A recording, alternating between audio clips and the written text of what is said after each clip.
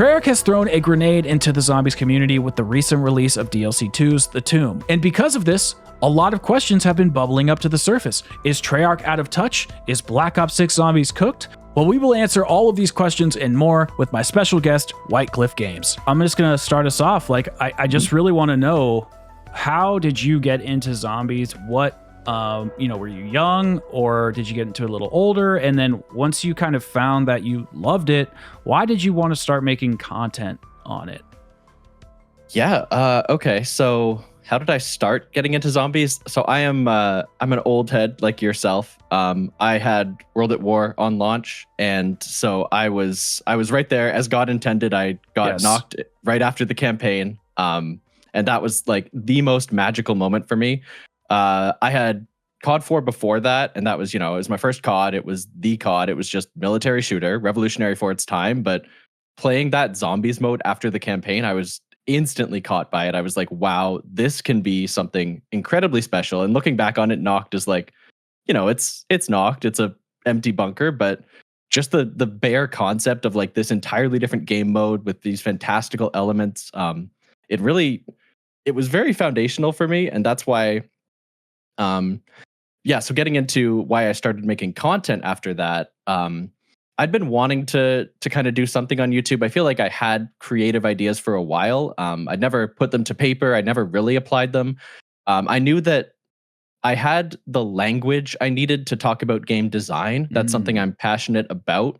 And I feel like I can talk about that with some level of expertise. I didn't graduate from a college for specifically that, but I have a lot of the foundations in that field. So I wanted to talk about that. And because I have that love of zombies and I feel like I've been following it for a very long time, I thought that would be a really fascinating topic to talk about, see the evolution of a series as it goes on for 15 years. I feel like there's just so much there. I was such a fan that I knew there would be a lot to mine there. I would have content pretty much forever. So yeah, that's where that came from. Can I ask a quick follow-up? Absolutely. What field did you pursue in academia that allowed you to kind of get more insight into gameplay mechanic? So my degree is in computer science. So I have an undergraduate in computer science. So I understand like the programming side, just the raw, like typing code on a computer and making things happen. I took a couple electives for game design, nothing major, just kind of intro to the concept courses. And then on my own, I've been working on a couple like mini games of my own, just in Unity, just like hobbyist, the kind of games everyone makes their first time. So again, it's not academically trained, but I feel like that's the kind of content I consume a lot on YouTube and places like that. Nebula is a streaming service I pay for just to get a lot of those more academically inclined videos. So yeah, it's not professionally done, but I feel like I do have some level of knowledge that maybe a lot of people don't. Got it. Okay, that makes a lot of sense. Okay, because like when we were talking, like before launch, when we were talking about like the oh my gosh, the augments and stuff, and first of all, I was totally wrong about that. I was just thinking about it in like the context of like one potential interaction, not all the interactions that could have within, and it's like that stuff. That makes a lot of sense. Like you're coming at it from like just the way you understand data. Like I was getting before COVID, I was getting my master's in psychology. So like I was familiar with statistics and stuff like that. So I've clearly lost my edge. I can't even do basic math anymore. But at the time I was wondering how you and Insane Gamer, I believe that's his name, Insane Gamer 52. I was wondering why you guys had such a clinical view of it, and I actually really like that. I think it's good to be able to obviously enjoy things and have that emotive response to zombies and be passionate. I think that stuff is great, but I also think that it's really important to be able to like zoom out and look at a game or a piece of media or a piece of art and try to, I know we're never going to get to a pure objective stance, but to have that clinical kind of almost just remove your personal bias from it and try to look at it as an objective experience, which again, I know we can't get fully objective, but an objective experience in terms of the mechanics, what works, what doesn't. And so that's why I've always liked your content, because you do go at it from a very, like a very objective stance as best as you can. I know it's impossible. I see what you're trying to say. Yeah, I've definitely gotten comments that I've been accused of being less passionate than a lot of other zombies YouTubers, and I think that's a fair assessment in what they're trying to say, which is I kind of fence at a lot of things. I do have my favorite maps and everything, but when I do an analysis, I do my very best to try and look at it from like, what were the designers thinking? And even if something didn't work, what might they have been trying to do? And so that comes across as a lot of apologizing for developers' mistakes and not really like actually caring about it. But I do think that that's my goal, is to try and do, like you said, like objective is impossible, but as clinical as possible is, you're right, the best way to put it. Yeah, I agree with that take too. I mean, in my videos, not to make this about me, I know we're talking about you, but I'm going to talk about myself for just a second. Oh, please. I love your videos. Go ahead. In my videos, the style that I try to go for is I try to go for a 30, like the way I look at it is like a third split is basically the community's perspective, my perspectives, and the developer's perspective. And I try to mash it into one whole cohesive thing. And that way it's like, okay, I can talk about why I think stuff worked and what the developers were thinking and why the community responded the way they did. But then I try to, take all of that and then take it from the final kind of lens, which is, was all of this fair to judge? Like, is it fair that we looked at Blood of the Dead at the time as a mob, trash reimagining? It didn't work. It all sucked. The developers were out of touch. Like, was that a really, like, I know there was a lot of bug, which definitely hindered the experience, but was that an accurate and fair representation for fans to feel that way, or was Treyarch actually in the wrong? And so like that's what I like to like analyze it from that perspective. And even in the most recent video with the Tomb, well, I don't want to get too deep into it, but even in my most like recent impressions video in the Tomb, I was just basically saying like I almost saw glimmers of old Treyarch there, like with the RNG and the lanterns and the step kind of like not making sense, but making sense. Like that was kind of what Treyarch used to do. They used to do this like kind of random shit that didn't always work, but it was fun to do. So nobody really cared. I mean, I know it's not always like that, and we'll get to that later, but I don't know. I tried to take everybody's side and fence it a little bit, but then say, hey, is this even a justifiable response in the first place? Yes. Yeah. And just to kind of continue that point, just to glaze you a little bit now that we're talking about you already, going into Black Ops 4, which I think you might agree your most popular content were those Black Ops 4 retrospectives. So for me, going in there, I think that I'm definitely like, that's a goal for me to strive for, is to kind of, I'm not trying to copy your style, of course. I don't want to do that, but I do think that you are kind of the model that I'm trying to, I want that more balanced perspective, and I want to kind of not steal your approach again, but just like, I do think you do it in a really fascinating way, and I'm trying to take what lessons I can. So yeah. Oh, I thank you. I really appreciate that. Well, what's funny is I take influence from your content, and what's really funny is I actually had to stop watching your content for a little bit because I found myself like pulling your styles into my videos, and I was like, I don't want to copy you either. You know what I mean? It's just like, I did the exact same thing. So I totally get it. But thank you. That's very flattering. I appreciate that. So okay, so kind of moving into the next phase. So you started getting into it with Noct, and thought you could make some content about it. There's lots to dive into. Totally agree. Well, over the years, what types of zombies did you kind of gravitate towards? Did you just love the old BO1, BO2 style, or was it more of the fantastical BO3, BO4 style, or maybe you like Infinite Warfare more? Like, what kind of tickled your fancy the most over the years, and why? So I think I had a fairly interesting, somewhat unique journey among our circles, at least, with zombies, because I was in there from the start. I played World at War, BO1, BO2.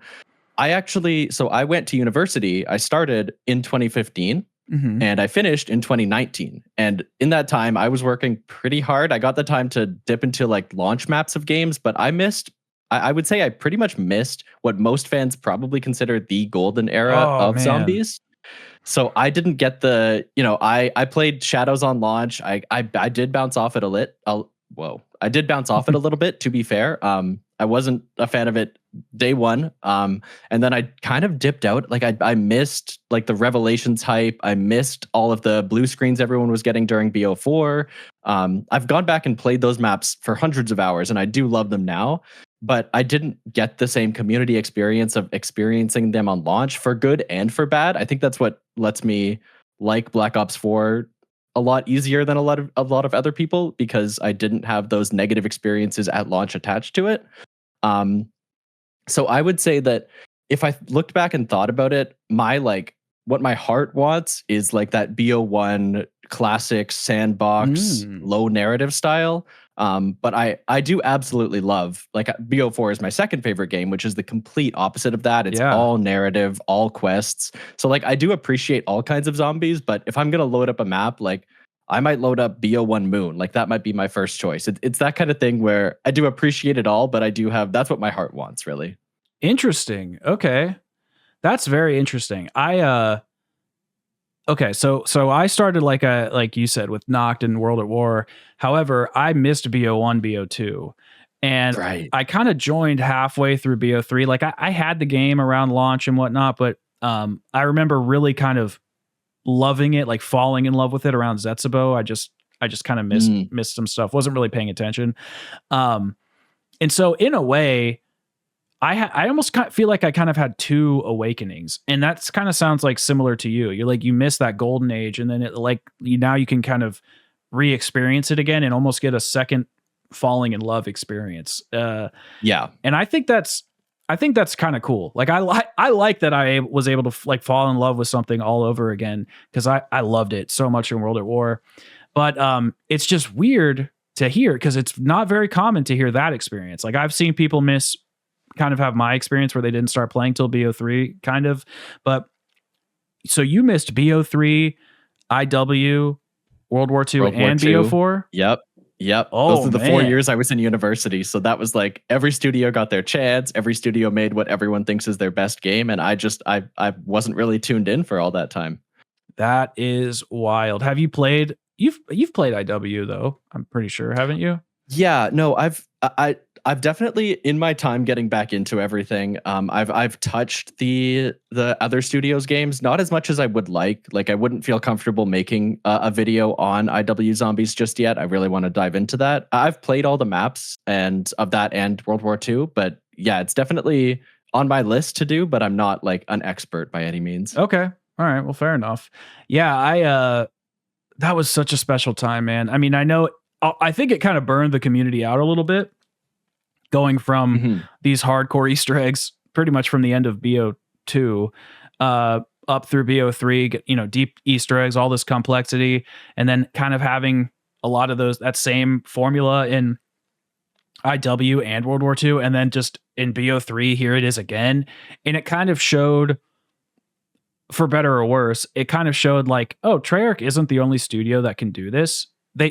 And then when they kind of quote unquote messed everything up in BO4, just changed so much, people are like, okay, so you're not really even like innovating, you're kind of changing all these core systems, and then now you're like doubling down on the tedious parts. Like that's what it felt like people thought at the time. And so it's just kind of weird that I really just think people had so much zombie fatigue. It was like back to back to back to back to back to back maps. It was a lot of maps. I mean, 12 in BO3, 6 or whatever in IW, when he had like 6 or 7 in World War II, and then 8 in BO4. It was all with deep quests and side Easter eggs and narrative. There was a lot of content just flying at you. So out of okay, you already kind of said BO1 Moon's like your favorite. So what about that experience do you think is so special comparatively to, I don't know, present day zombies, golden era, or even before BO1? Like what makes that so special? Yeah, I think I've thought about this a lot, especially with, the Cold War days, and then BO6 is it's a bit more divisive, but people are still feeling that, there's not the magic anymore. Part of it definitely is for everyone. I think, that was when I was in high school or in middle school playing with my friends after school every day. So there's that. There is just the personal, like, that's when you play it in your life. But to look at it, I do think it's more than that. I do think the reason I love Black Ops 1 so much, and I did say Moon specifically, like I said, I think the Zelensky era is defined by its sandboxes. I think that's a pretty common opinion. Like when you play Moon, every single game is extremely different. A different excavator goes down each time. You might get the QEDs out of the box. They do a different thing every single time you use them. I just feel like there's so much variety. There's so much dynamism. Every game feels different, and you're always getting a new experience. So those are the kind of maps that I can play over and over again. Like as much as I love a lot of the Black Ops 4 maps, even 9, which I think is a very casual, easy to get started map. Every game I'm going to the temples in the exact same order. I'm doing the quest to get the Death of Orion ASAP, and I'm like, it just feels, it's not a knock on the game as much as it sounds like, but I do think that the games kind of have the same progression back to back, whereas those older games, even though they're a bit more broken and they don't feel as smooth all the time, that disjointedness allows them to be a bit more unexpected.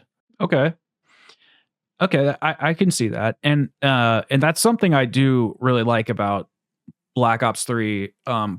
Black Ops 4 did since with the change in the mechanics, and this is something we see in BO6, and we can talk about this in a bit.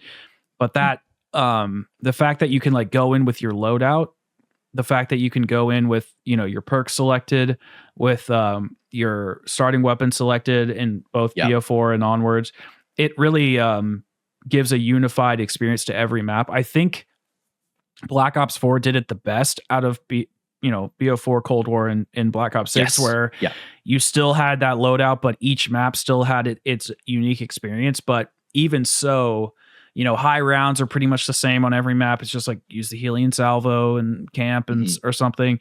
And but it was about the Easter egg. So it was like, if you want to do 9, it's about having this monumental quest to go up to fight the elephants. And so they really just like dialed in those zombies quests. But then you have maps like Dead of the Night where it was about the quest, but you also had 2 secret weapons to find. You had the 3. You had the Alistair's Annihilator. You had the spork, or not the spork knife, the steak knife. You have the other thing, the shadow claw thingy. I can't remember what it's called. And so there was like all this extra secret stuff that you could unlock in the map on top of the quest, which kind of brought back that variety that you're talking about, that sandbox. But yes, you're absolutely right. And I think this is something that makes Black Ops 6 suffer in its overall gameplay mechanics. And so this kind of leads me into my next question. How do you feel about the direction of Black Ops 6? Okay, I'm so glad you said this, and I'm so glad you led into this way, because this is exactly the way I kind of wanted to frame this going in. So yeah, when Black Ops 6 released, I was super high on it. I thought it was like the perfection of everything Cold War was trying to do. And I'm not saying it's the perfect game, but if they want to go in this kind of modern direction, this is like the way to do it. Now that we have, 4 maps in that ecosystem, I'm definitely starting to feel what you're saying, that every map, even though they're aesthetically very different, each map has its own wonder weapon. They do all feel like a very homogenous experience. I do think that the core gameplay of Black Ops 6 is really good, and that's that's an easy thing to say. It's the most modern game. Of course, it feels good to just touch the controller. But like you said, like Black Ops 4 was really the beginning of like the game kind of putting its influence on the individual maps more than anything else. So when I'm going through my series, I'm going chronologically. When I did like World at War, Black Ops 1, it was very easy to talk about a map in isolation. I could talk about Noct. I could then talk about Derice. Like obviously there's stuff in between. Sorry, I didn't mean to skip some, but like I could talk about a map and not have to worry about any overlying context, because everything that you needed to know was in that map. Starting with Black Ops 3 and then really going into Black Ops 4, I've had to start making videos about like, this is the whole game systems, like, because otherwise I would have to make a Shadows review and just kind of awkwardly not mention the fact that AATs and gobblegums and specialist weapons are like a core part of the second to second gameplay. And I feel like that's kind of where we've culminated in Black Ops 6 is that it's almost impossible to talk about any individual map because all you're really talking about is the Black Ops 6 overarching system, which I think is not a great place to be. And I think you would fully agree with me. I think this is definitely something you've echoed in a lot of your videos recently is they need to start giving maps something that really sets them apart and makes you really want to play them beyond just one new wonder weapon, because other than that, you're still going to use the same crafting table to get the same score streaks, to get the same, you're using the same meta weapon in your loadout build for the first 20 rounds. Like, it's just, I do like Black Ops 6, but I think it's more important to talk about how we think it could improve. And so that's kind of where I'm at, is that I think the homogenization of the experience is really starting to get to me. Couldn't agree more. It's so, just to highlight something you were talking about with the Black Ops 4 systems, if people go back and watch those retrospectives or whatever, not that you should rewatch like 8 hours of content. If you do, be my guest, but you don't have to. I actually don't really talk about the systems at all. I avoided it because I wanted it to be about the maps. And that's actually the same tactic I'm taking for BO6, because I want to talk about BO6's systems, but if I talk about them in Terminus, well, then I don't need to talk about it again in Liberty Falls, or because I've already done it. So I actually think this is why there was a little bit of pushback on my Tomb review, or not review, impressions, because I was avoiding the system. So it's like, I think that feeling that you're expressing, that we're both expressing here, I think this is actually felt widespread amongst the community. It's like, okay, listen, it feels good to kill zombies, but like, you know, I could bring the PPSH on any weapon or on any map. I can use the tactical grenades on every map, or every tactical grenade on every map, the Casimirs, the monkey bombs, whatever, on every single map. There's no secret weapons to craft like deeper as side quests. Like Terminus's side quests and Liberty Falls side quests are probably the best in terms of variety, I would say. But you know, at the end of the day, there's no steak knife or shadow claw. I can't remember what that damn thing is called. Savage Impaler. Savage Impaler. Yes, thank you. There we go. Holy there we go. Smokes. Yeah. So there's no Salvage Impaler. Savage Impaler. I cannot talk today. I am losing. You love BO6 with the salvage system. Yeah, exactly. I'm losing it. It's cool. So basically, my point is that lack of variety makes each map suffer, because you can't essentially have a unique experience. And the problem is, and I learned this from Lego, actually, shout out Lego Unlocked. He brought this up during Cold War to me, and actually changed my perspective quite a bit. He said, I don't know if he said I don't care, but he was like, I'm not really worried about this issue right now, because this system works really well as a live service, because now I can take Death Perception and go back to D Machine and experience it there, or Mule Kick and experience it there. And it gives fresh blood to that map that it didn't have at the launch of it. But which he is 100% right about. As a live service, these systems are really good, because they just keep piling up new mechanics. But in the long term, when you come back to D Machine 10 years later, well, it's going to play the same as the Forsaken, aside from its wonder weapon. Yeah, this is actually talking about perks. That brings up something I really did want to talk about. And this kind of, I think this does. I don't know if this is. I think this is kind of against the majority community opinion, is what I'm trying to say. But I am very much not a fan of backporting perks into old maps. I think the Black Ops 6 system of putting it in the Wonder Fizz is an okay compromise. But like, when you have, like, perks are very specific to their map. They can craft a unique experience based on the layout of that specific map, and they're designed with that in mind. So when you have things like Electric Cherry coming back just because it exists, you have people like Stanley, shout out Stanley, who is great, but I disagree with him on this one point. He says Electric Cherry is like an F tier perk, but he's looking at it in the context of the way it was used, just kind of slapped into all the Black Ops 3 maps. But on Black Ops 2, in Mob of the Dead, which is where it was intended to be, it's like the perfect perk. It is like a crutch because of the tight hallways and everything. Exactly. So I think that, like, Yeah, I don't know why I just randomly attacked Stanley, but my point is more that coming I do after think him. that the community already hates him after that Milo interview, so why don't I pile on? No, I do think that it's, yeah, I think there's more to it than, like, you're absolutely right that it does just give a ton of content and it's fun in the moment. But yeah, you phrased it excellently that, like, now looking back on it, like, all those experiences are just kind of flattened out into like an okay kind of thing, but they don't feel crafted anymore. Yeah. Yeah. I talked about this in the Citadel retrospective or review or whatever people are calling it, but I basically was saying that the map itself is a character. Basically the way that I look at Call of Duty, and maybe this is wrong, but I look at the guns and the weapons as characters, and I look at the map as a character. And then obviously the narrative can like flush all those things out and kind of create a bridge that allows mechanics to thrive. And so perfect example is one you already brought up, which is Mob of the Dead. Because so it's tight corridors, tight hallways. Brutus is running at you. You have this perk that allows you to become electrified when you're reloading so that you can kill more zombies so you can like run away from Brutus while he's like stomping towards you. Not only that, it's a clever name based off of electric chair, which is like prison lore. And it all that, just like that one perk in its job and the presence of Brutus and the way the map functions, that it's like 5 layers deep. Just that one perk. And that's what I'm really missing from BO6.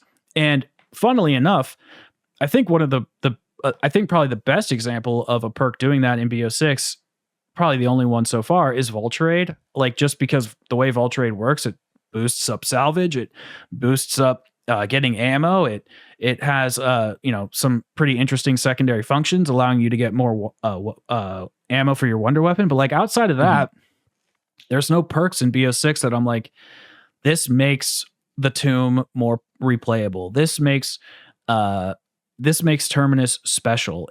In fact, I would say it's more of the opposite, because, and I'm not dogging on any high round creators, but like Sulky 118, I think is the number. He makes really great high round videos. I watch them all when I'm trying to do stuff. But I've noticed a lot of the tactics in BO6 just from watching his videos are like, use the beam smasher in Terminus in this room with fast spawns, and then when you're reloading, pull out your grenade, or when you're firing the slow-mo shot and you run out of ammo, let the blast kill the zombies, and then pull out your grenade really quick so that the weapon goes back into your backlog or your second slot of a weapon, so that you can get the perk from Vulture that allows ammo to refill in the stock. And then that way you can keep shooting 3 bullets per time so that you can keep using the blast to kill zombies. And I'm like, that's just not fun to me. It might be fun to somebody else out there, but I don't want to sit in the corner and do like, L2 circle down. Like, I don't want to do that. I just want like Street Fighter. Yeah. It's literally a Street Fighter code to get to high rounds. And I don't like that. I want to train zombies and kill them, use my equipment, run them through traps. And so I just think the systems in Black Ops 6 are either designed to be exploited for high rounds, or not designed to make each map feel unique, but make a homogenized, as you say, a homogenized experience across the whole game. And I think it's hurtful to the experience writ large. Yeah, I completely agree. I do want to kind of go off topic very briefly, because this is something I've been thinking about. I have a long-term video project to try and get to round 100 in every single Zombies game, which I have not done at the moment. Just to kind of, because I've never engaged with high rounds, and I feel like I'm judging it unfairly by just saying I don't think they're fun just from watching like videos of people camping in a corner in Kino. I feel like I want that experience myself. That's more fair as an analyst to have that experience. Agreed. Do you think that high rounds have? When was the peak of high rounds in your opinion? Because in my opinion, at a very amateur level, and having never done this is what this whole project is for me. But at the start of this, I thought high rounds have never been fun. It's at a certain point, it just devolves into one strategy where you sit in a corner and press a button or something like that. So maybe explain it to me in a 10-second thing. Like, do you think high rounds have been fun, and when was the peak of it for you? I think so I've never been a super big high round player like Sulky or any of those guys, but I try to at least get to 80, 60s, 70s, 80s, 100 depending on the map. I think that BO3 probably has the best experience for me personally, mostly because even Mob of the Dead has some interesting tactics that I like. But anyway, in BO3, there's like I can think in my head, like I'm just thinking of a couple different strategies off the top of my head about how some maps function. So inside of Drak, you could just camp with the bow and use alchemical antithesis, utilizing the bow to obviously restock your ammo, and then use the trap on the bastion or whatever it's called to electrocute the whole floor. And you could shoot a bow and take out the panzer, and then it kind of put you into this flow state. And it was very simple, but that was one strategy. In Origins, there was the staff strat. There was a mound by the church that you could step on and utilize the ice staff to create a whole gust of wind. And it was really good. Spawns were fast. It had a camping strat. You could also go down to the crazy place and use AATs to hoard up zombies. So there was a lot of different like strats you could apply in each map because of the way the zombies spawn, depending on which wonder weapons were there. Varrock did Zombies Chronicles. There's a strategy where you can utilize traps in the Wonderwaff to kind of flood zombies in and have them die getting electrocuted. You can also go into that room where the like butcher table is on the second floor by Power in Varrock and camp in there and let the zombies flood in and kill them that way. So there was just multiple strategies. Like I agree, I don't love high rounds because it does end up relying on whichever strategy you like and to kill zombies. But post BO4, like BO4 is a hard line in the sand for me. Post BO4 or BO4 onward, excuse me, is in my opinion, kind of the death of the high round. It was just BO4 is literally get, Stone Cold Stronghold and, a couple other of your favorite or PhD, get the Helion Salvo and one of your wonder weapons, and then just sit in the corner and just spam the living crap out of it for forever. And that was in Cold War, it's a Ring of Fire, and in BO6, it's these same kind of strategies where you're just kind of hanging out in one area, exploiting some perks. And I will say though, to the devs' credit, Citadel Day More probably has the most fun high round as of now. It's you can actually, I got to round like 70 or something just by training with the swords and just going up the path and coming back down. But since the zombie spawns are so hectic, you can't train forever because they constantly surround you. So you end up having to funnel down to that teleporter area. I don't know if you've watched like Insomnia Virus or anything, but you have to funnel down to that area, and then you end up doing that crazy, Street Fighter code type high round, and that just isn't fun to me. Mutant injections aren't fun to me. So if people out there enjoy it, that's great. Like I'm glad you do, but I want to actually like play the game and utilize kind of create like a flow state system to enjoy getting to high rounds. So I know it's longer than 10 seconds, but my bad. Sorry about that. I didn't mean to put a limit on you. No, that was a great explanation. And it is something that I do want to learn about. So, because obviously like Zombies is about rounds and it's very, very fundamental. So I do want to like put a good faith effort into understanding it. So yeah, thanks for explaining. Sure.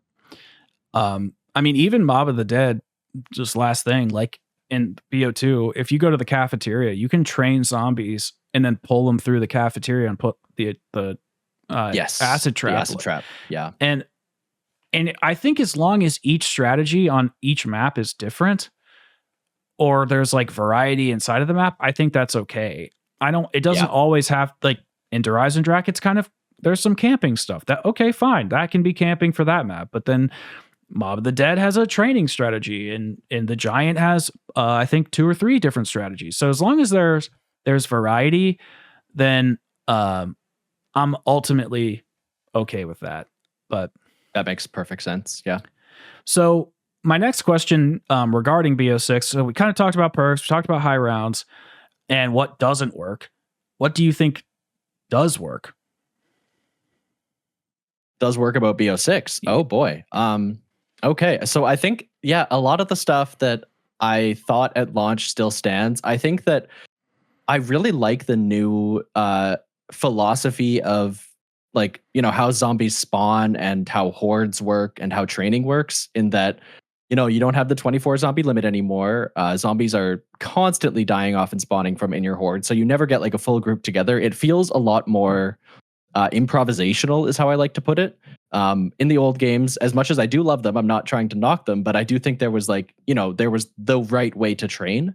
You train this way on Kino, on the stage. You do, like, there's the way to do it. Black Ops 6, even though I do feel that, like, that homogenous and everything we've talked about, moment to moment, just playing the game, like, I do feel like I'm reacting in the moment. I'm diving in different directions. I'm sliding through gaps just as I see them. Like, I do feel like I'm making choices as a player just on the second to second level that do really interest me. So I do like that about, like, the fundamental systems.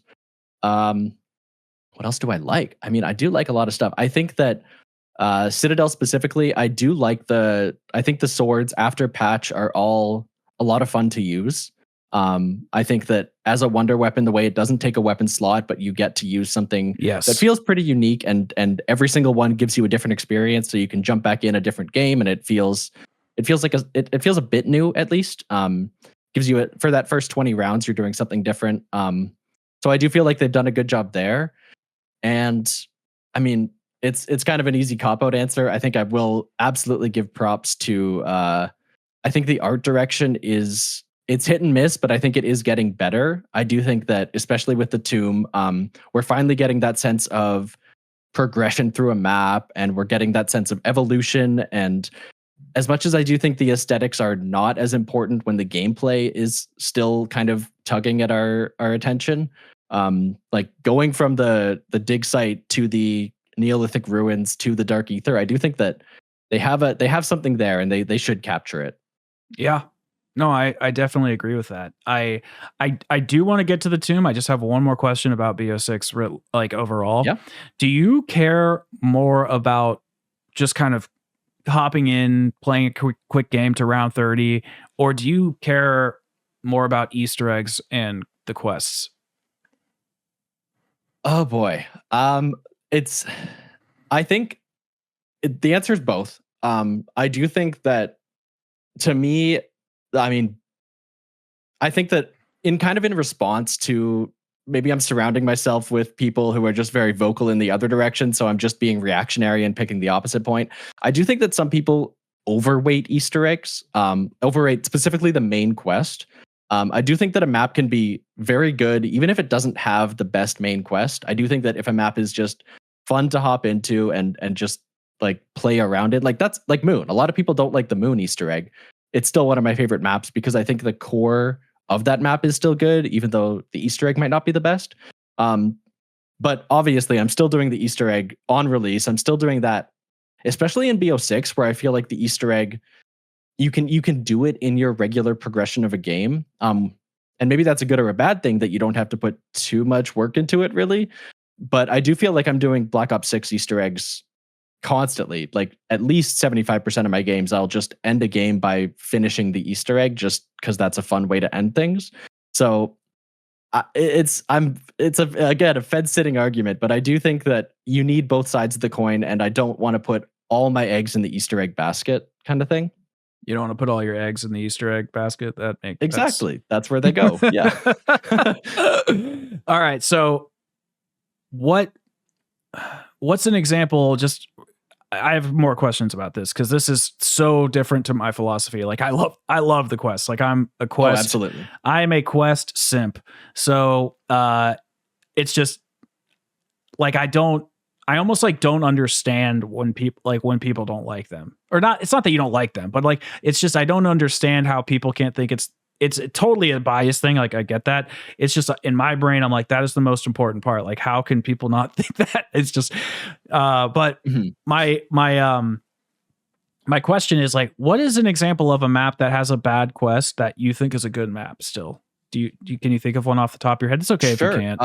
Yeah, no, it's a good question. I think Moon was my first example. I don't know if it's a bad map. I do to bring up Stanley 557 again. I am a fan of Voyage as a map. I think it's a fun little map, and I think that at least the first like 2 steps of that quest are some of the worst in the series. That clock step is the bane of my existence. So I do think that that's kind of an example there. So I do think that's like an older example, a BO4 example. But I'm totally with you. I think to kind of make my point a bit more clear, I do think that content is important. Having something to do, having something to work towards, having goals is very important to me. I don't just want to load into a game and do literally nothing, just train on the stage in Kino forever. That's not really what I want to do.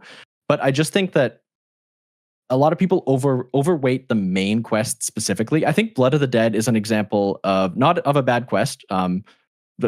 We might fight about that. I don't know. Someone might fight me about that. But I do think that the way that Blood of the Dead has more content than just the main quest, like the spork knife is basically a whole nother main quest. Agreed. So I think that maps can have content besides just, getting to the boss fight that I think is important to me. But I think I'm closer to your side than I initially kind of said in my response. I do think that at the end of the day, I want something to work towards. It just doesn't have to be, the story quest, is what I'm always trying to say. Okay. Yeah. By the way, I did hear you say Moon as an example. I meant what I think you kind of answered the question the way I meant it anyway, like more of a modern kind of quest, like Blundell style. Yes. Yeah. Because basically from old school Zombies, when I was playing in Noct, and I think I played Kino or something, but like up in those days, like I just was like, oh my gosh, I got to round 30, guys. Like I'm a god. But then when I came back and I remember seeing a Smith Plays video and he was showing how to open up Pack-a-Punch in Shadows of Evil. And I was like, this is so amazing. Like the fact that there is this puzzle and the way it's portrayed and showcased is just so, it was so special. I was like, this is just taking Zombies to the, like it somehow Jason Blundell and the Zombies teams, the dev team, they like unlocked something in my brain that I wanted that I didn't know I wanted. It was such a special moment. So that's why I like these quests so much. I feel like it's taking, the tower defense or whatever style gameplay mode, having the power-ups, the leveling up of your weapons, and then actually leveling them up in game, the core gameplay loop of just killing zombies as an FPS shooter, or an FPS, that's redundant.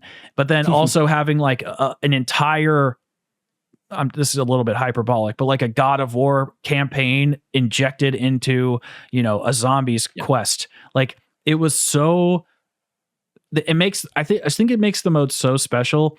And I think BO6 is doing a good job of like figuring out how to alleviate some of the pressures that the main quests used to put on the player. Like in BO3 or BO4,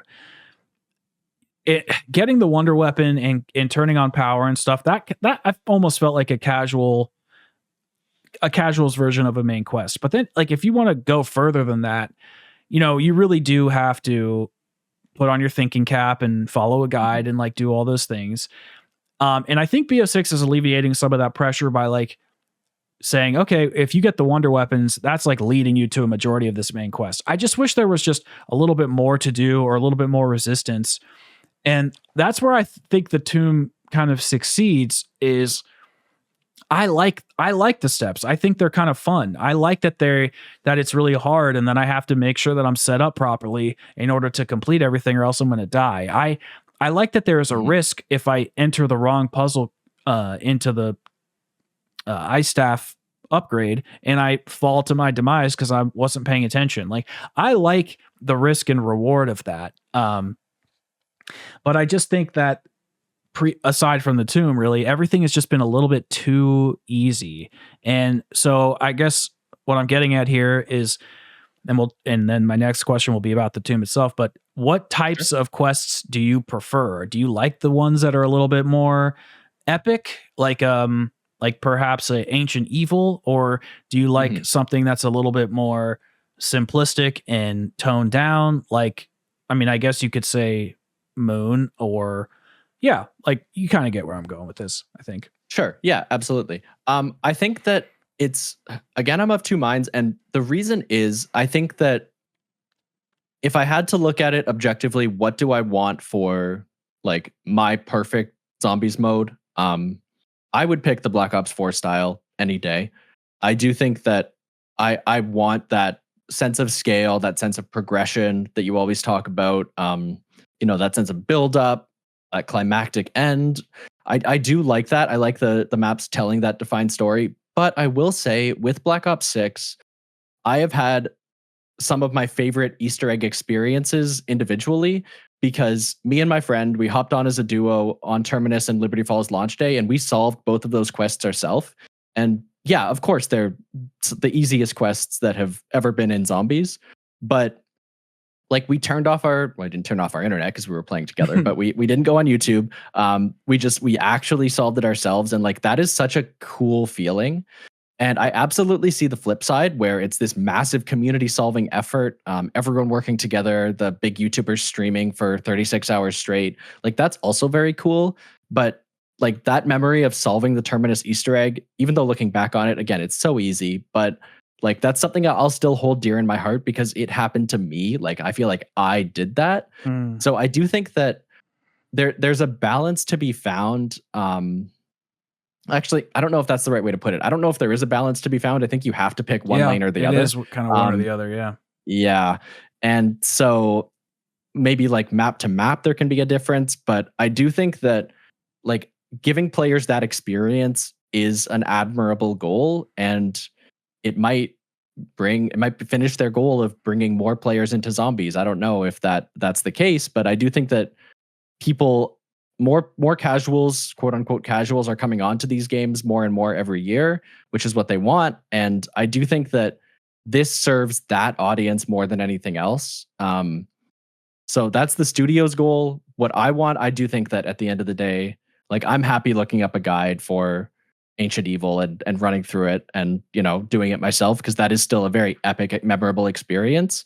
But I think you can't discount the other side of that, which is that there's something very personal about being able to do it yourself over the course of 2 days. Can I do have a follow-up for that. So do you think that casuals are doing that? What you do I did think they're with your friend? solving quests? I mean, this is a very limited data set, but I do have a friend who is that casual guy. He plays like, a couple hours a week. He hops on, and he knows that I'm like a Zombies guy, so maybe he wouldn't do this on his own. But when the Tomb dropped, like, he was aware season 2 was coming out, and he just hopped on and said, "Hey, is there a new map? I've been hearing about Zombies. Do you want to hop on with me, and we can try and build this thing together?" He didn't know there was an ice staff, but he knew that there would be like something to do. So he was like, as the Zombies guy, like, what is this experience like? So again, that's very biased, because like, he had that prior knowledge that this is something people do. Like, he isn't like the most casual of the casual, but like, he would not care about jumping onto like Black Ops 4 Zombies. He was a Blackout guy big time. Like, I do think that in small numbers, at least, this is getting players a little bit more interested than they otherwise would be. Okay. I'm really having trouble defining what it is to be a casual player. Because on one hand, yes, I'm thinking like, well, are casual players viewers of YouTube content, or are they just like dads that play once a week? Like, what is a casual play? I genuinely don't know.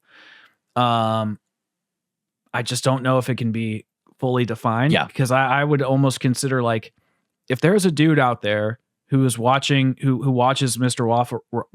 Raffle Waffles, and he still only plays once a week, is he a casual? Like, I would almost say no. Yes. No, I absolutely agree. I think that we love to boil things down into simplistic. I don't think there is a casual fan and a hardcore fan. I think that if you, again, like you said, if you know that Mr. Waffles exists, you're in it somewhat. Like, you can't say you're the casualist. Like, yeah, it's a spectrum, and so yeah, absolutely. Yeah. I also I don't mind that Easter eggs are a little bit more accessible. I just well, it's funny because I'm a total hypocrite, but I guess I just thought I wanted this and I didn't. When and during Cold War, I remember I kept saying, you know, I don't care if these Easter eggs are going to be easy, but at least make the boss fights hard. And now that we have that, I'm kind of like, I think I like the Easter egg more. I think I care about the journey. I think I care about the journey Yeah. to the boss fight more than the boss fight. But I want both. I want a hard boss fight and a hard Easter egg. Like, I know I am a small percentage. I get that. I hate it, but I get it. It's just this is like here's the thing. And I've said this before, and we will get into the tomb, I promise people who are listening.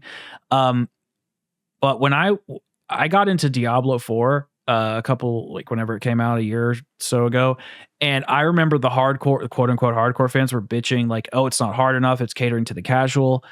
But I was fine with it because like I just wanted to dip my toe and play, you know, a couple hours a week, level up some characters, beat some bosses, move on with my life. Zombies is like the one game I genuinely love. And so it's the only game I buy microtransactions in.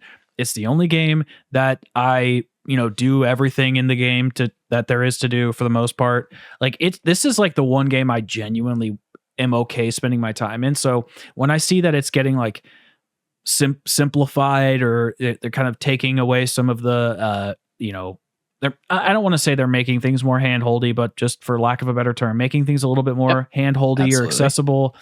It kind of makes me sad because I don't know. I liked being stumped. I liked having the community element of looking up guides and seeing what people were saying and checking forums. Like, I want to know what people are thinking and saying, and I like being part of that community.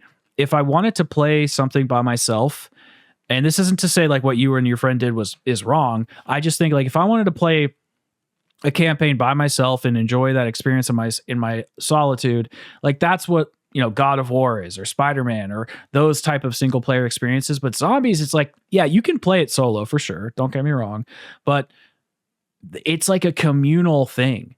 And looking up a Milo's guide or Dalek's guide or whoever, I don't look at it as like, oh, well, you got to look up a guide anyway, so they might as well make the quest easy. It's like, no, dude, it's just about all of us figuring it out, and we're still not even 100% sure because Treyarch didn't tell us everything, and then we're like just uploading videos about it and speculating because there is stuff wrong in those guides back in the day. Like, they were not correct about how steps functioned and work. A perfect example is the when you're opening up the switch for in Dreisendrach, when you go back in time and you're opening up the switch to open up where the Chronorium is, everybody thought that you had to go to that stone thing and hit square, but you're actually putting in a key card into the machine to the left. Yeah. Like, I love that. I love that we were wrong, but we still did it anyway. Like, that stuff is because we're a community and we make mistakes. So anyways, I'll shut up. Do you have anything more you'd like to add about quests or anything, or do you want to move right into the tomb? Honestly, I would just like to say, like, I do agree. I think that, like, there's a very human, like you put it great, but there's a very human element of like, we can be wrong, but we're this big community of people banging our heads against a problem together. I just worry that like the direction BO4 was going, and obviously this is a lot because of the technical issues and not so much the quests themselves, but a little bit maybe, or at least the number of quests going on at the same time. The YouTubers that kind of lead that charge were getting burnt out.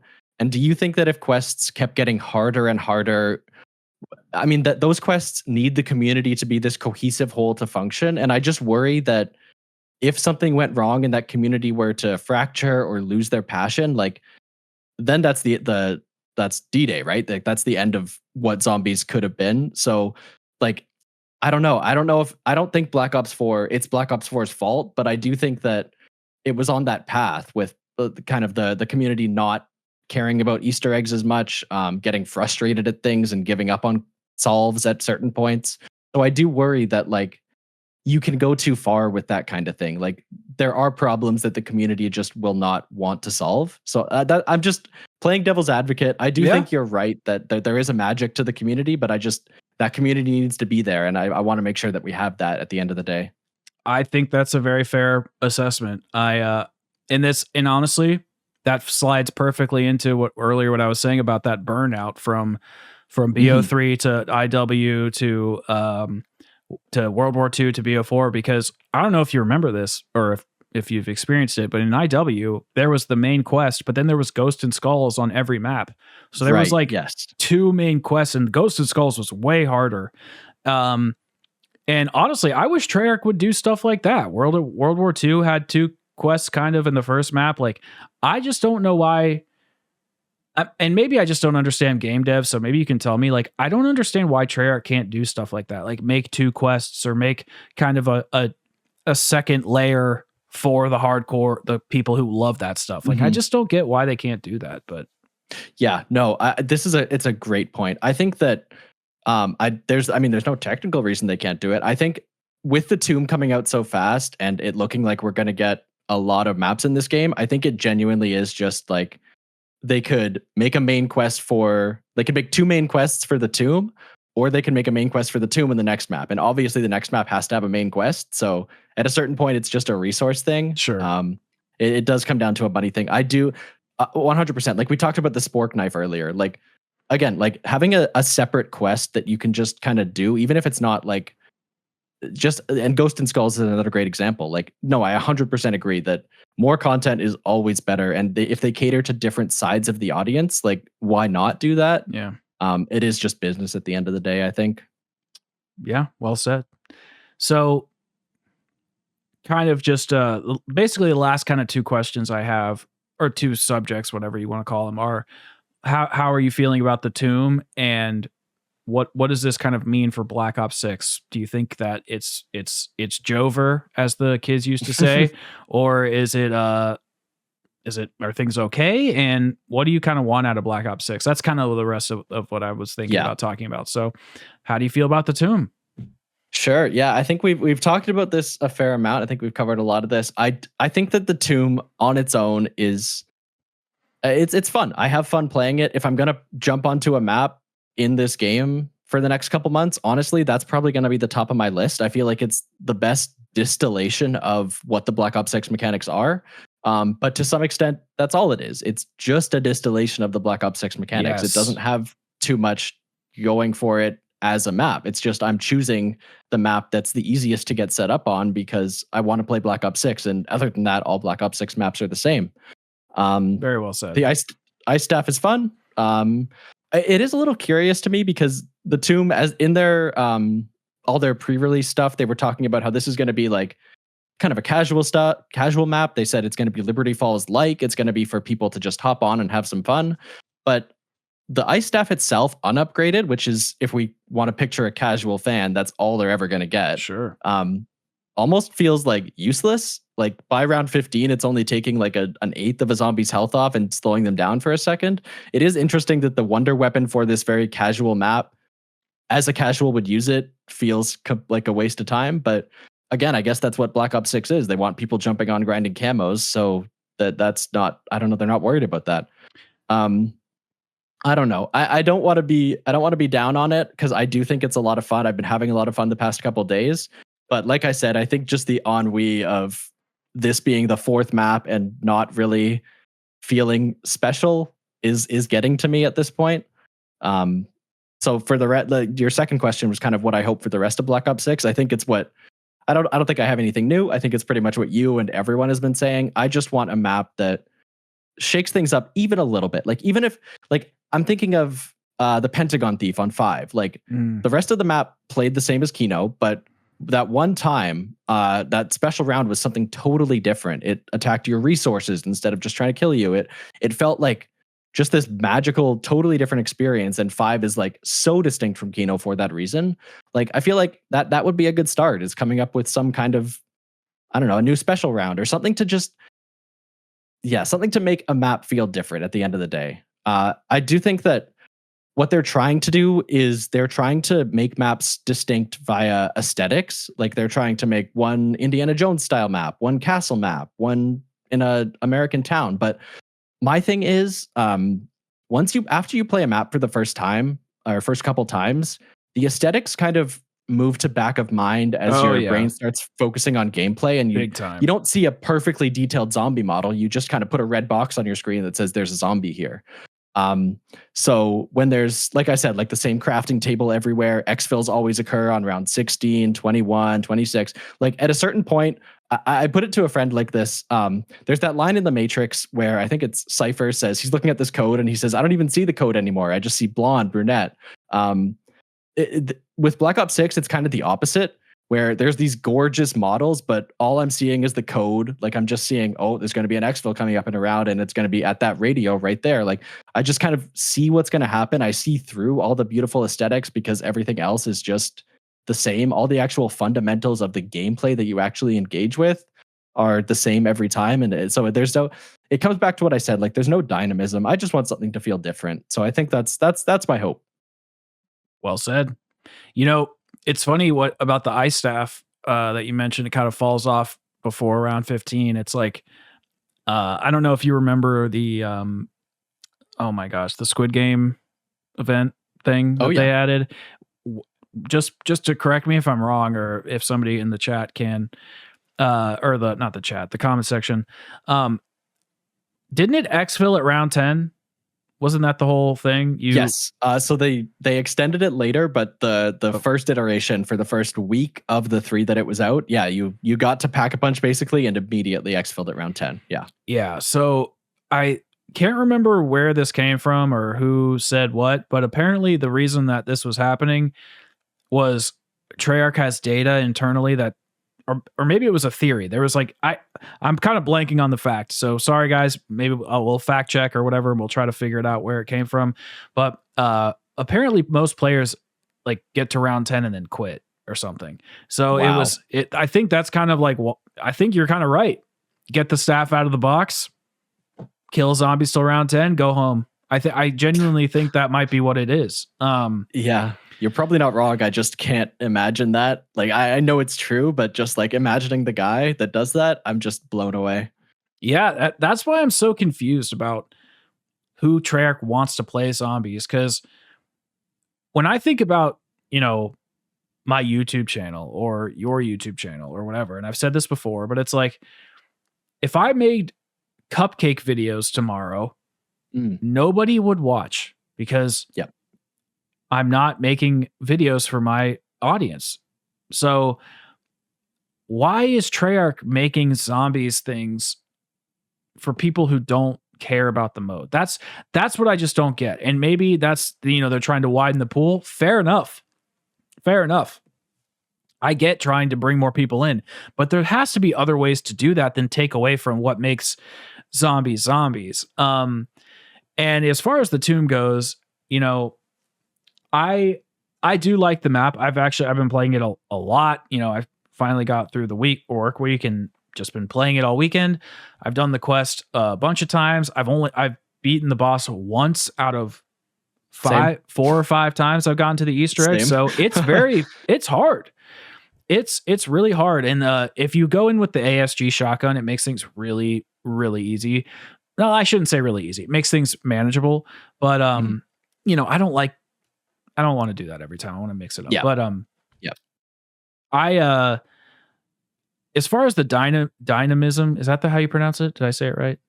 I don't know if that's a word, but I think it is, so I'm going to keep using it. But yes, that's what I said. Well, as far as the dynamism or the dynamics or whatever the correct way to speak is, goes inside of the tomb, I actually think it's the one map that when I play it, I actually kind of forget I'm playing Black Ops 6. I don't think about the crafting table very often.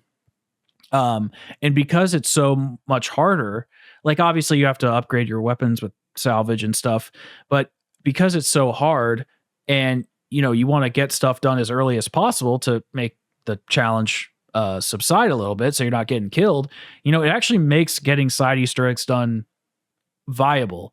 Yes. I freeze those waterfalls. Yeah. I freeze them every time now. I shoot the rocks in the sky to pack a punch my weapon, to upgrade it to purple tier and to get cryo freeze or whatever, thing. So like I'm actually doing the side quests to actually boost myself up. Gobblegums are actually viable now. Like you don't need gobblegum in any freaking map in BO6, but in the Tomb, it actually helps to go in with double points. It actually helps to go in with soda fountain in on the house and stuff like that, because it gives you an edge. That's the whole point of gobblegum, is to give the player an edge. And I just don't really feel like they mattered that much in the previous maps. And this was my worry from the beginning, was Cold War had gobblegum mechanics baked in. So did BO4, to be fair. But a lot of the game had gobblegum mechanics baked in so that you didn't need to have a overwhelming use of consumables. And BO6, like it was kind of the same thing. So now when I'm playing the Tomb, yeah, I'm using gobblegum. I'm doing the side Easter eggs to give myself an edge. And it makes me think, okay, if Black Ops 6 was this difficult from the jump, I think I could see me using different types of strategies with gobblegum, with side Easter eggs, in order to get to the end goal. But since it's so simple for the most part and so easy for the most part, I find myself just kind of playing the same way every time, because I actually don't even have an option to not, if you think about it. At least in BO4, I could pick different perks if I wanted to. In BO6, I have to use I don't have to use all 10 perks, but I have them all. What else are you going to do? What else am I going to do? So I don't know. It's not a bad game. It's not a bad game. But but in my impressions video, like when I was talking about it, basically what I was talking about was the map itself. And I, like earlier I was saying, I try to separate the map from the game, to kind of talk about what the map did well. But it's getting to that point where it's like, there isn't a lot of dynamic. There isn't a lot of dynamics. I don't know. Whatever the word is, there's not a lot of it. There's not a lot of variety. And so that is concerning. But what do you think about the Tomb's main quest? Like, did you enjoy it? Did you think it was tedious? I've seen people say it's like the worst quest in the game. Like, oh, wow. Okay. Just before we get away from it, I will answer that question, but give me 30 seconds. I do want to say one thing I think the Tomb does well, but I don't think it's like the tiniest thing. And so, but I do think that you said in your that first impressions video that you feel like all the areas are viable. There's no wasted space. Every room feels kind of good to spend time in. Totally agree with that. And the one thing I want to add is that I actually, if you look at all the individual rooms, there's very little space to train like perfectly optimally. There's always like, 3 steps up to the other part of the room. Like there's no super big flat area where you can both train and then also get a bunch of headshots at the same time.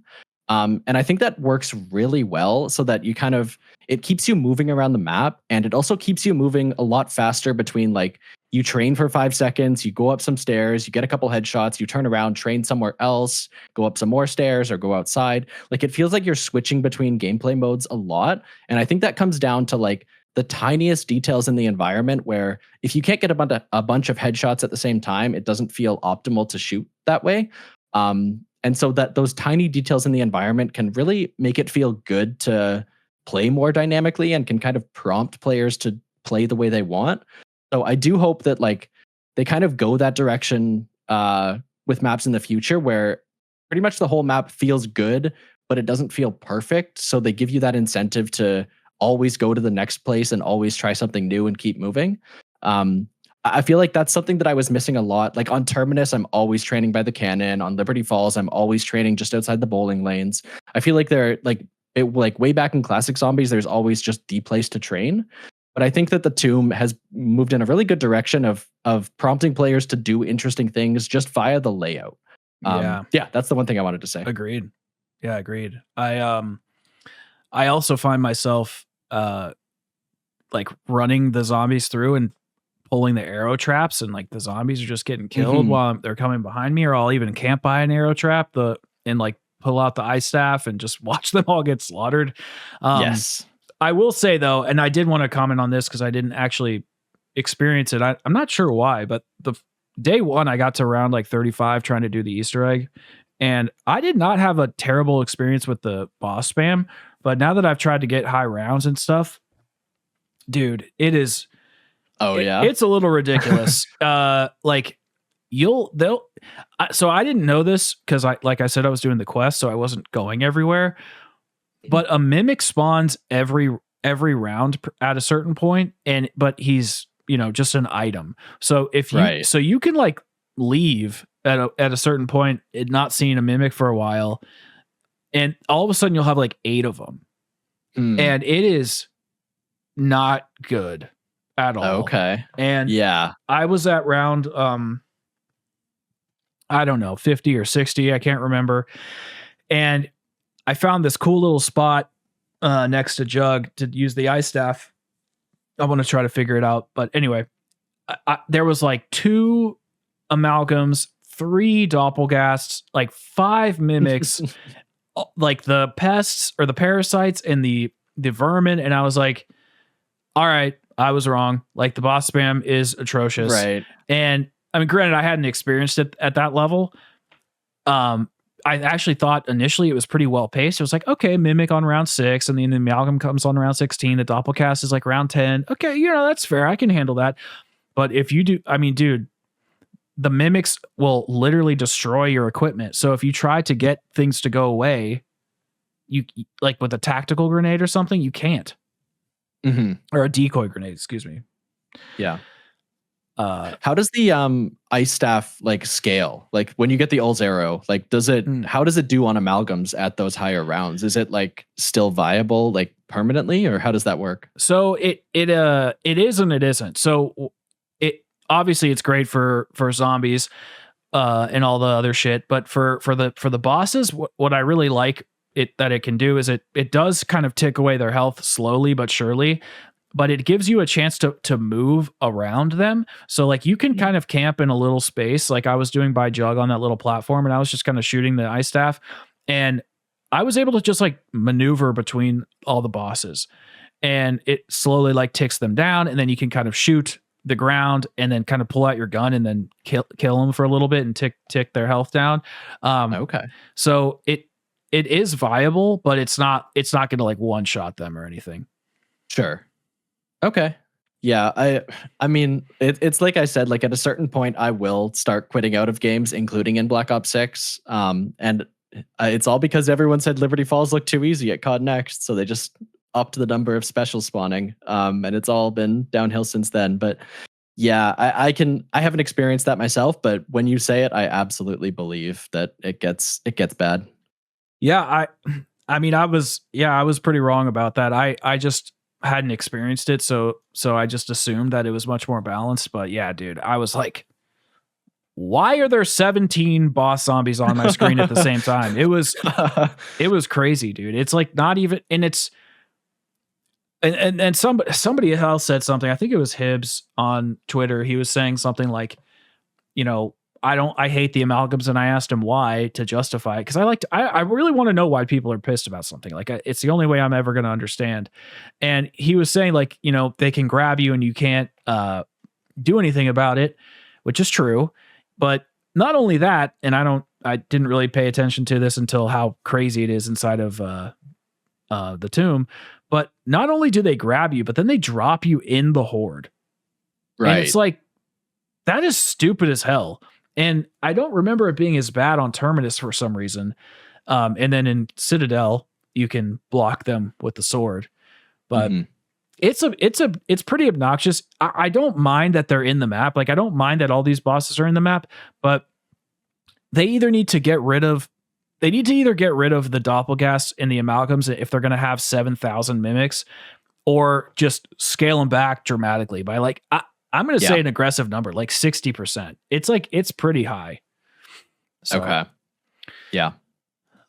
All right. So I guess last question. Do you think COD BO6 is it dying, or do you think the fans are just upset? Like this reaction from the tomb, I guess is what I'm saying. Like, do you think this is, well, there's a lot of stuff. There's the AI stuff with the voice actors. There's Mhm. do you think we're seeing kind of like a BO4 2 where it started off, with all this money and resources and everything? I don't want to say everything was going well because there was its own issues, but then Activision pulled the funding and then made Zombies kind of suck for the rest of the year.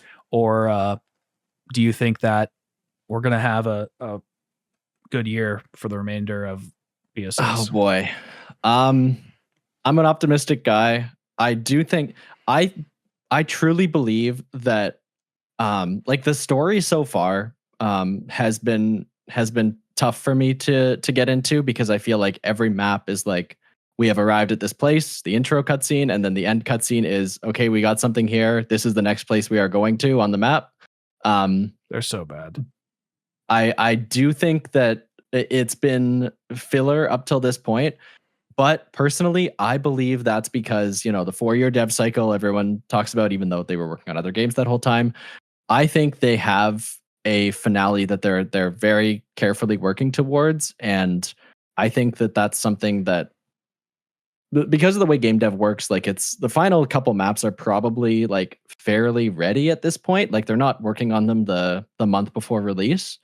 So I think that they can finish it out with a bang. I do think that that's on the developer side. I think the community has some very fair complaints, some Sure. maybe a bit reactionary, but I think that, I don't know, the sentiment I get from talking to the people that I talk to, and maybe it's the circle I have, but people are down on it right now. But I do think that if they start releasing better and better maps as they get to the conclusion, I think people are absolutely ready to jump right back in. I don't think anyone's as burnt out as they were in the midpoint of Black Ops 4, where like no matter what they released, like they released an Ancient Evil and still people didn't care, even though that's an incredible map. I think that if they did something even half of that good for this game, people are still at that point where they'd be willing to get back in.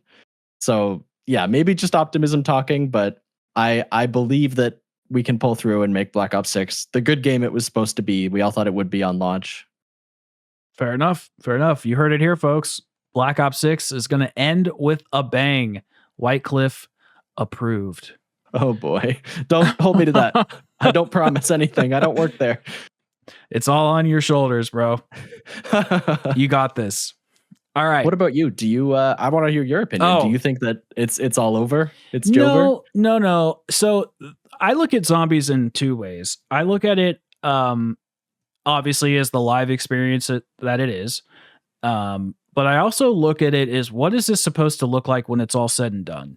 So because personally, like, I was a huge Cold War hater. I hated that game. Well, hate's a strong word. I was very critical of it. I was just like, bro, because there's a lot to unpack. I hated Modern Warfare 2019 with a passion. I think it's the worst game in the COD franchise because it set this new precedent of modifying every game on the same quote unquote same engine. I know there's more to it than that, but it had all the games have the same feel now. It also brought the bundles up to a level that we had never seen before.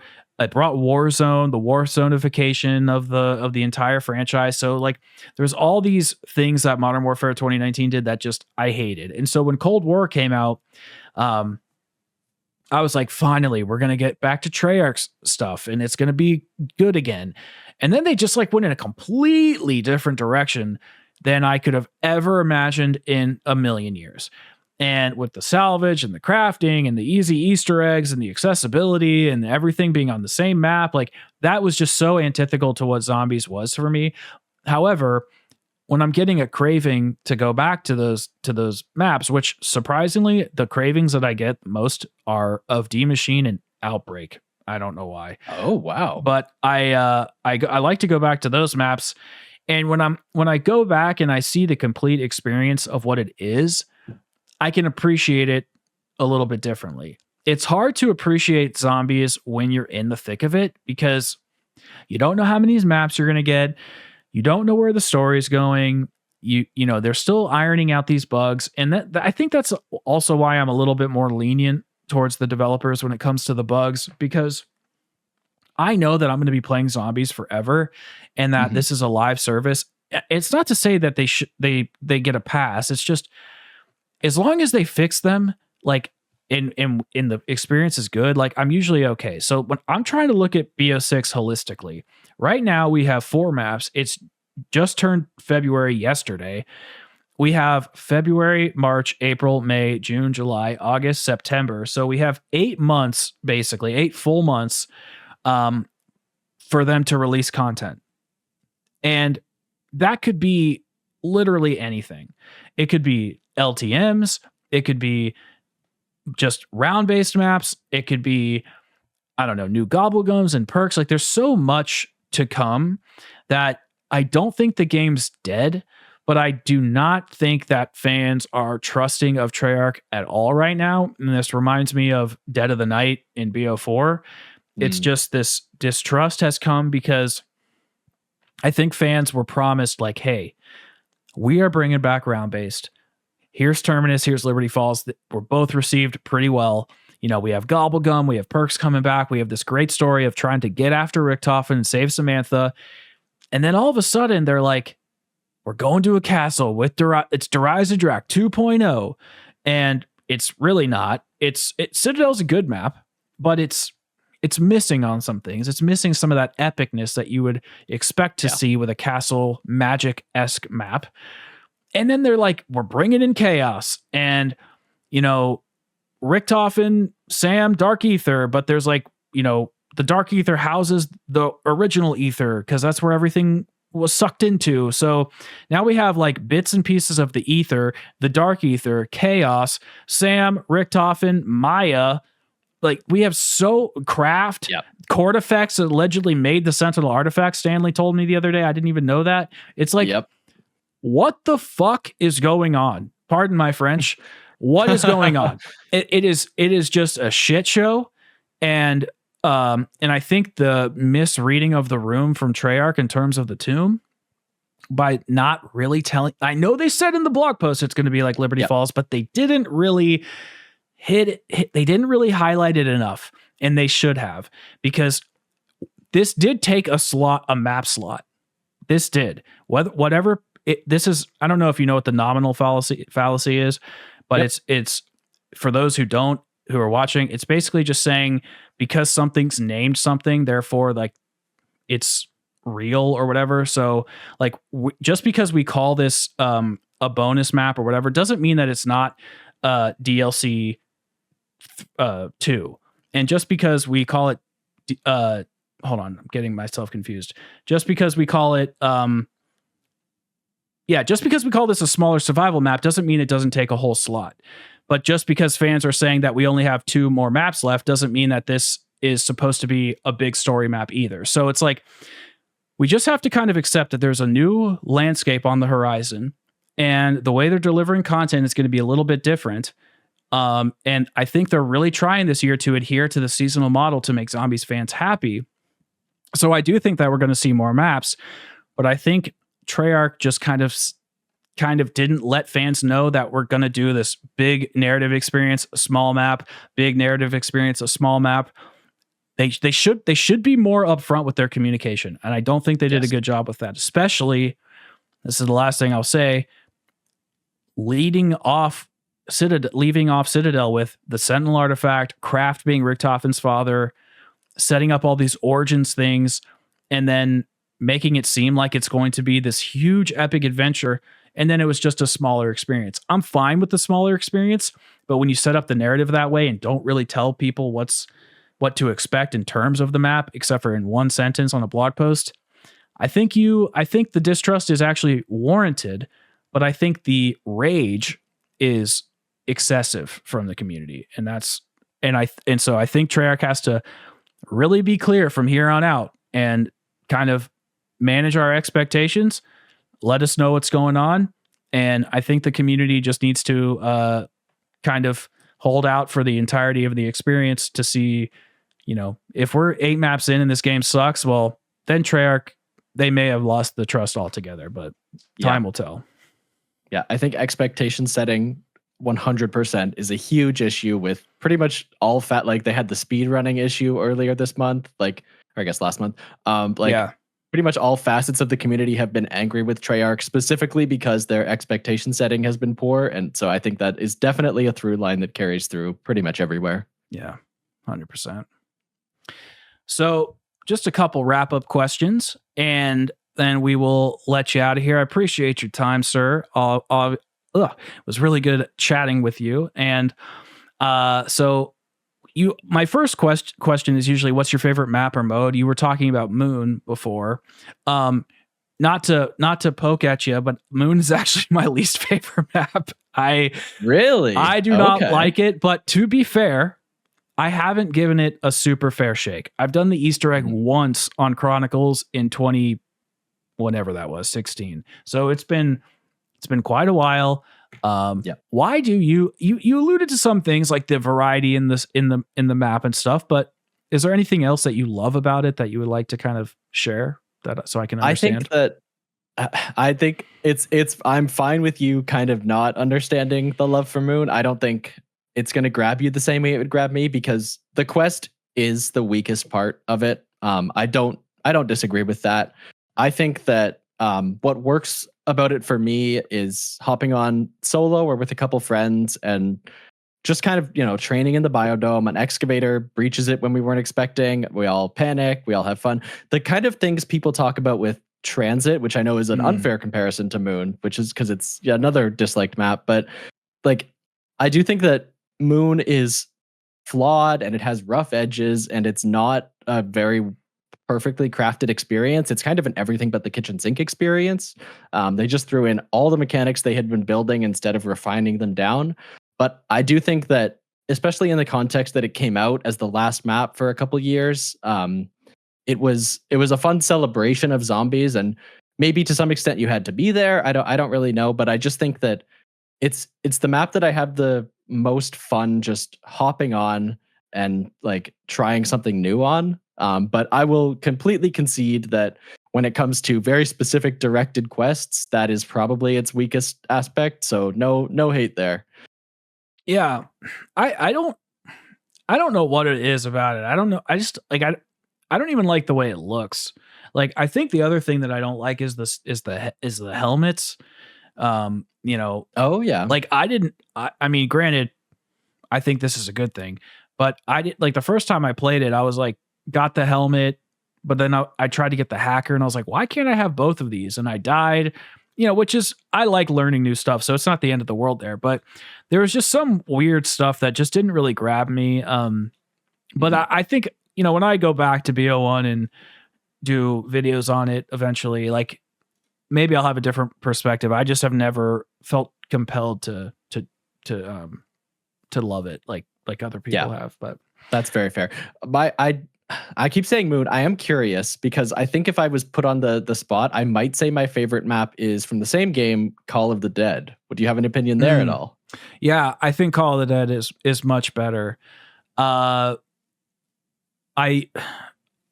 reason that I do like Call of the Dead, but at the same time, I think it falls into a lot of the traps that all the other BO1 maps do, which is fair because they weren't at this point in their development. But I just get bored quickly. Like I kind of just get to round 30 and then I'm like, all right, we did it. Like, that's cool. Which is fine. That's what that game was at the time. But I like the unique aspect of the map having George. I like that he drops perks and death machines. Like, anytime that there's in a map that there's a reward system that allows the player to build on top of themselves, that things that you can't get inside of the map's mechanics, I think that's a W. Yeah. And they did a really good job with it inside of Call of the Dead. Okay, we found some common ground. Yes. We're happy. Yes, we did it. We did it. So the next questions put together are, besides Treyarch, who is the best Zombies developer, and would you like to see them take another crack at Zombies again if they could? Yep. So yeah, I haven't played the 2017 and 18 games as much as I would like, but I still think my answer there is Sledgehammer. I obviously everyone loves Infinite Warfare. I think that's what pretty much everyone has said on this show before. I liked World War II a lot from what I played of it, and I also, although I know that MWZ was mostly Treyarch building the foundations, I do think that Sledgehammer picked up the ball at least with season 6 and added some interesting things. So if I believe Sledgehammer could do a good job if they didn't keep getting put in these weird situations. I also think that they've had the best track record of like providing interesting rewards for players. I think a lot of people are happy with like their camo events and operator releases. So I do think that if the goal is to kind of get people playing Call of Duty as a holistic experience, I think that's a point in Sledgehammer's favor. Like I think they might be able to bring that audience in. I think they have that track record. So optimistically, again, I do think they might actually have a chance of getting a chance at it. Yeah. Yeah, I really do agree with that. I also think that if Sledgehammer had a chance to make round-based content for zombies or some sort of horde mode, whatever they just went with, I think that it would take it would be one of those things that's like, oh, I didn't expect this to be good, and would be like a pleasant surprise, and could end up being one of those niche fan favorites. I think that could be the case. Yeah. All right. Well, here's your true moment. What is your craziest or hottest take about zombies? Okay, so yeah, I mentioned I was prepared for this. I brought a couple. I was trying to decide how killed I wanted to be, how unalived I wanted to be. My safe take that I think it's still pretty hot, but I think it's safer, is I love the Blood of the Dead Easter egg. Yes. I think it's fantastic. I know a lot of people don't like the bird step. I'm not going to say it's the best step in history, but I think it's totally fine. I don't mind doing it. I like how it's more vibes based. You're not memorizing every spawn. You're just kind of taking a tour and listening. Yeah. I like how reliant it is on the shield. I think that with Black Ops 4 making you pay for the shield, I think it's interesting that it gives you a resource to manage. And I like most of the challenges. I don't like Simon Says, but I like the challenge portion because they're all interesting gameplay challenges where I'm killing zombies. I'm doing what the game is good at, but I'm doing it in interesting ways, or I'm traversing the map. I'm doing something like that. So that's my, I love the Blood of the Dead Easter egg. Actually, yeah. Do you have any thoughts on that? You agreed. I love the Blood of the Dead Easter egg, and I've actually never considered it resource management with the shield. That's very true. I never considered it like that, but I actually don't think the whole shield thing is that bad. Because if you just play the map as it is, like, you're really never using the shield. But for the Easter egg, there's like a couple of cool things. It like allows you to see into the afterlife, and you suck some souls, and you're kind of on your way. I don't know. It's I don't think it's the end of the world, and it makes that Easter egg unique. I love it. I think the boss fight's a little weak, but yes, yeah, that's fair. I want to know more hot takes if you got them. Okay, real quick. Yeah. So the one that I'm scared of is, I think Vanguard had some interesting ideas.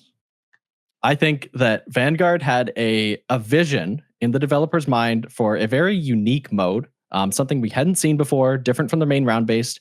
It didn't execute on that vision. I would never say that Vanguard is good. I would never tell anyone to buy it to see the bones of that vision. I think that it's enough to just talk about it. But as someone who did play it a lot, I think it's really, they tried like the idea of Vanguard is a very interesting hybrid of objective and round based, and it also is very roguelike. Like you had the Covenants where you're building a loadout, and if there were like 100 times the amount of Covenants, there were only like 30. There needed to be like 1,000. But if you had enough that could interact in like unexpected ways and do cool things and build some really unique loadouts so that no run ever felt the same, and one run you had like, I don't even know, I can't even think of an example, but just like I love roguelike games so much, and the vision was there to make an experience that you drop into for an hour every time. You get different maps every time. You get a different Covenant loadout. Maybe even like the guns could be more randomized than just trying to fit the mystery box in there and use loadout weapons and things like that. I do think that it's never going to get made because obviously, like, no one likes it. The developers don't like it. They're not proud of it. No one cares. But I do think that at the very least there were the bones of an idea in there, and I do think it's it's too easy to dismiss it. But as someone who likes to look into the game design of these things, I do think that even if there aren't ideas to bring into the round-based formula, I do think that I'm glad that I can look at Vanguard and see what the idea was there. I mean, fair enough. I think that okay, sorry. The way I look at Vanguard and MWZ to some extent is it wasn't even that the systems that they put in the game were bad. It's just that there was such little content in some aspects. Yes. Not a blanket statement, but in some aspects that it was like almost like these systems were padding things out. So it's like, so now I have to do like 14 objectives to get, well, it's not 14, it's like 7. So you have to do like 7 of those objectives to get your field upgrade fully maxed out and then get the 3 covenants. You might not even like them. So you're pretty much just upgrading to get the covenants, which is fine. That part's okay. But it was like bleeding into the other areas. It's like now it takes me a long time to pack a punch my weapon. So like pack a punch isn't really even necessary because you can kill enemies and they'll drop pack a punch weapons. Like there was a lot of weird, like they needed to go full balls to the wall roguelite if they wanted to make it good, and they didn't go balls to the wall. That's why MWC I think worked better because they fully committed to the idea. But I think the biggest L for Vanguard is not really the gameplay. It's actually, I think, the story. Because now that I'm looking at it, I mean, now we have chord effects with the, like I was saying, he made the Sentinel artifact with his weird chicken toes, and Kraft is in the story, and he's Richtofen's dad, and Sam and Richtofen are in the Dark Ether. And like, what? Why? Like when I heard that Alistair Rhodes radio on Shino Numa Reborn, which is the best Shino Numa probably, I was like, this is bad. This is not going to be good. So I was fighting with people when that radio came out. I thought that that was not going to be relevant at all. I thought they were just dropping a name that people knew. Like, please care about Vanguard. You remember that thing that you kind of like? You can like this too. I thought it was pure fan service, and it was just like a different guy named Alistair Rhodes. I'm surprised they brought it back, but even still, like I'm not a fan of the Dark Ether story as a whole. I think I could have been if they didn't keep relying so heavily on everything else, and then also not really going into detail on those things, like bringing back chaos, but not really. It's just that there is the Sentinel artifact. Like they're not dealing with the gods and all the Order of the Nine and everything, at least so far. They're not committing to anything. I know. But they just have all these elements. They have Richtofen just existing. Like, I just feel like they're bringing back names for no reason, and they're not doing anything with them. They're just kind of playing with toys. And so, yeah, I'm not a fan of the current story. Vanguard definitely included. Yeah, it's piled. Well, I don't know if Stanley's podcast has come out or not, but I haven't checked. But when I was talking to him on there, I was basically saying the Dark Ether story is just Jenga bricks stacked on top of each other, and it's just piling up and up and up and up and up. I love that. Yeah. Okay. Absolutely. We got I have like a personal question. You don't have to share it if you don't want to. It's just, what do you cover other games on YouTube? Do you have other YouTube channels? Is there anything that you're passionate about that you want to cover someday?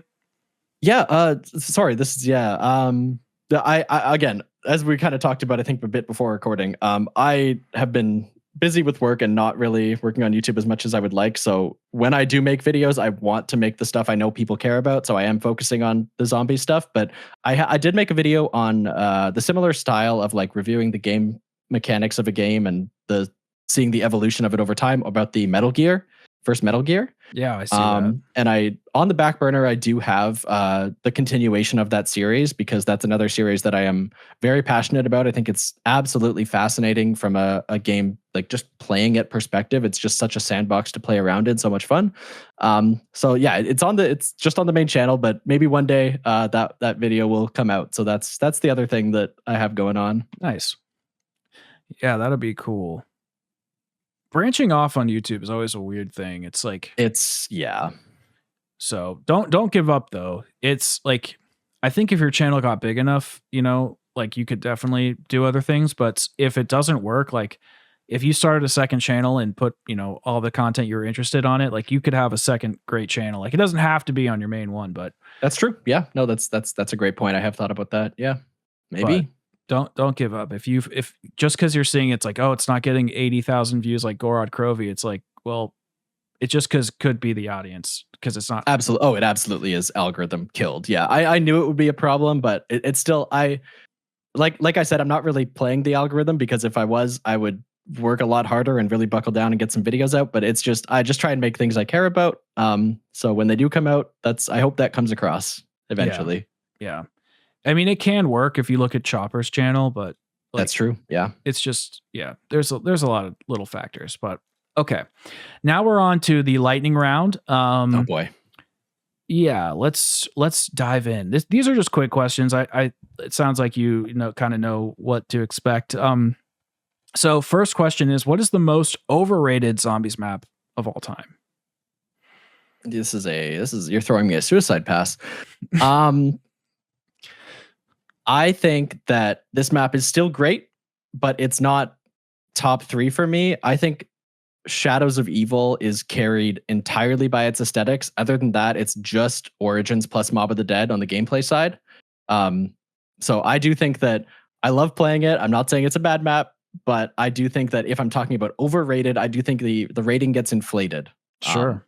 Yes. I think that's fair. It is true. Everything you said is true. Okay. Well, what is the most underrated map of all time? We've talked about it too much, but I was going to say Moon here. I do think that a lot of people judge it based on the Easter egg or lack thereof, or the aesthetics of the BO1 version, but I do think that there's a lot of fun to be had. So that's my answer. Okay. Perk limit systems versus no perk limit systems. I know it's a little bit different because of BO6 now, but what kind of system did you prefer? One word answer: limitations. I do think that you need limitations. BO6 is a great way to limit while still having no perk limit kind of thing with the augments. But at the end of the day, yes, limitations are needed. Yeah. I mean, and also BO6, like, it's a little bit more aggressive too, and things are more expensive. So yes, it's like an inflated economy somehow. I don't know really how they balanced it, but so it kind of makes the no perk limit like work in this game. Right. It's a straight. They did it. They actually kind of fixed it. I will say. Mm-hmm. Do you prefer shields or armor? I'd love a midpoint, but if I had to pick, armor. No, sorry, shield. I completely blanked. No, absolutely, I prefer shield. Oh, okay, I was confused. I just completely said the wrong word. No, shield. Yeah, I miss the shields. I miss the little quests. I miss having a third offensive capability, which I guess you could say is the melee slot, but melee just doesn't hit in this game. Yeah, absolutely. All right, double tap or rarity system? Rarity. Yeah, I'm fine with either. I think either is okay. Chopper said it best. He's like, I just want my gun to kill things. So whatever works. That's fair. Yeah. What perk would you like to see return in BO6, or would you like to introduce a new concept? Yeah, I think that a lot of the niches, like I would love Ethereal Razor, but they're not going to have that, and Melee Macchiato. Like Electric Cherry is back as an augment. Like they've filled a lot of niches. I think that I would have to dive into like new ideas for something I really want to see. I would love something like the custom perk Banana Colada, which kind of leaves like a sliquifier trail behind you when you slide. I think that could play really interestingly with the Omni movement of Black Ops 6, where you're kind of leaving a trap behind you for both yourself and the zombies to kind of like add hazards to the arena dynamically. I think that could some variation of that could be interesting. Yeah, no, that's a good answer. Favorite consumable system so far? I like elixirs a lot. I do think they were good. I think I might like Fate and Fortune cards if I played IW more, but I like that idea of having kind of everything on your tool belt ready. You just have to choose when to use it perfectly, and there are consequences to doing so. Interesting. So I think BO3's Gobblegum system is probably the best so far, but IW is almost like a mix between, BO6 is almost like a mix between BO4 and IW, where you can use multiple things at the same time. Yeah, no, that's okay. Okay.